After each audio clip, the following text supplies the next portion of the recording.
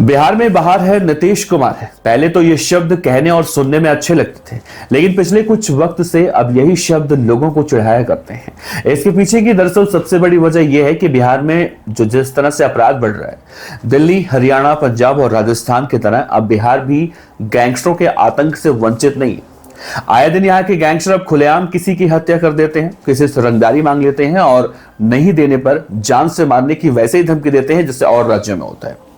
अभी हाल में हमने देखा कि बिहार की राजधानी पटना के मशहूर कारोबारी गोपाल खेमका को गोलियों से भूनकर उनको मार दिया गया। एक अस्पताल में घुसकर बदमाशों ने कुख्यात गैंगस्टर एक बंद था, वहां उसे गोलियों से भून दिया था। सरकार वही है, फिर से रिपीट हो चुकी है, लेकिन अफसोस अपराध वैसे ही चल रहा है। दरअसल बिहार की राजधानी पटना में अब एक बिल्डर से 5 करोड़ रुपए की भारी भरकम रंगदारी की मांग की गई और इनकार करने पर हत्या करने की खुली धमकी, जिसके बाद पूरे इलाके में अब दहशत फैल चुका है। दरअसल जेएनएक्स इंफ्रा होम्स प्राइवेट लिमिटेड के बिल्डर हैं अनूप कुमार इस सनसनीखेज मामले की लिखित शिकायत रूपसपुर थाने में दर्ज करवाते हैं। इनका कहना है कि 4 दिसंबर की रात करीब 8:10 पर उनके मोबाइल फोन पर एक अनजान नंबर से फोन आता है।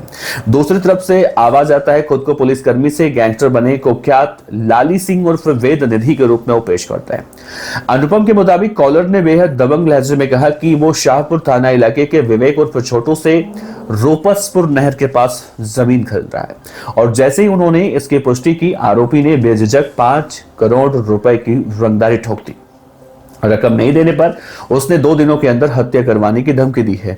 गैंगस्टर ने कहा कि दानापुर में जैसे दीपक मेहता का कत्ल उसके दरवाजे पर करवाया गया था, ठीक उसी तरह से तुम्हें और विवेक दोनों को खत्म करवा दिया जाएगा।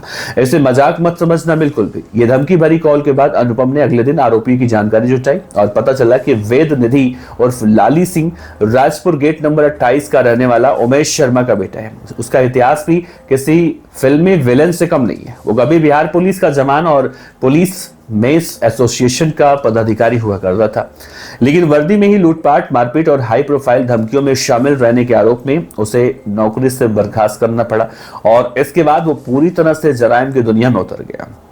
शिकायत के बाद इस मामले में रूपसपुर थाने की पुलिस एक्शन मोड में आ चुकी है। थानाध्यक्ष शशि भूषण है, उन्होंने कहा है कि एफआईआर दर्ज कर ली गई है, छानबीन चल रही है और आरोपी की गिरफ्तारी के लिए कई टीमें भी गठित की गई हैं। पुलिस का दावा है कि इस मामले का खुलासा बहुत जल्दी कर दिया जाएगा। इस धमकी भरे मामले ने दानापुर और आसपास के इलाकों में फिलहाल दहशत का माहौल बनाकर रख दिया है। लोग कह रहे हैं कि एक बर्खास्त पुलिसकर्मी का इस कदर गैंगस्टर बन जाना कानून व्यवस्था के लिए कहीं ना कहीं बड़ा सवाल खड़ा करता है। हालांकि इस पूरे मामले में बिहार के मुख्यमंत्री नीतीश कुमार हो या फिर बिहार के गृह मंत्री सम्राट चौधरी हो, अभी तक इन मामलों में इनका बयान सामने नहीं आया। इससे पहले जब गोपाल खेमका मारे गए थे या फिर गैंगस्टर शुभम जिस तरह से पटना के उस अस्पताल में मारा गया था, उसके बाद बिहार के अपराध को लेकर खूब चर्चा हुई थी, खूब हल्ला हुआ था। लेकिन आज सरकार भी वही रिपीट कर चुकी है और सरकार बनने से पहले यानी जब बिहार चुनाव का प्रचार हो रहा था, तब किस तरह से इस बात के दावे किए जा रहे थे कि बिहार को अगर जंगल राज से मुक्त बनाना है तो बीजेपी और नीतीश कुमार को वोट करना होगा। तो क्या बीजेपी और नीतीश कुमार रिपीट होने के बाद भी अपराध जिस तरह से रिपीट पर रिपीट हो रहा है, तो ऐसे में लालू के जंगल राज की याद अब नहीं आ रही किसी को? क्या बिहार में इस वक्त बहार है? क्या नीतीश कुमार हैं तो बिहार में बहार है? यही सवाल लोग पूछ रहे हैं, जिनसे रंगदारी मांगी जा रही है, जिन्हें परेशान किया जा रहा है, जिन्हें हत्या करने की धमकी दी जा रही है। कभी उनसे पूछिए, उनके घर वालों से पूछिए कि इस वक्त वो किस तनाव में जी रहे हैं। बहरहाल सरकारें कोई भी हो, आती हैं जाती हैं, लेकिन बदमाश उसी अंदाज में बेखौफ होकर इस तरह की आपराधिक वारदातों को अंजाम देते हैं। अब आप सोचिए कि कभी हम दिल्ली, पंजाब, हरियाणा, राजस्थान या फिर मध्य प्रदेश या फिर अब हाल फिलहाल में देखने को मिला बिहार से सटा हुआ झारखंड, इन सभी जगहों पर इस तरह के आपराधिक वारदातों को हम देखते आ रहे थे।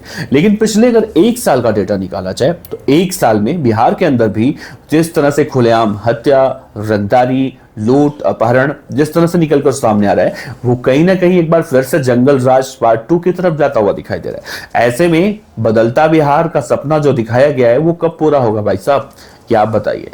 फिलहाल इस खबर पर आप अपनी राय रख सकते हैं, इससे ज्यादा हम लोग कर भी क्या सकते हैं। आपका बहुत बहुत शुक्रिया। नमस्कार, जय।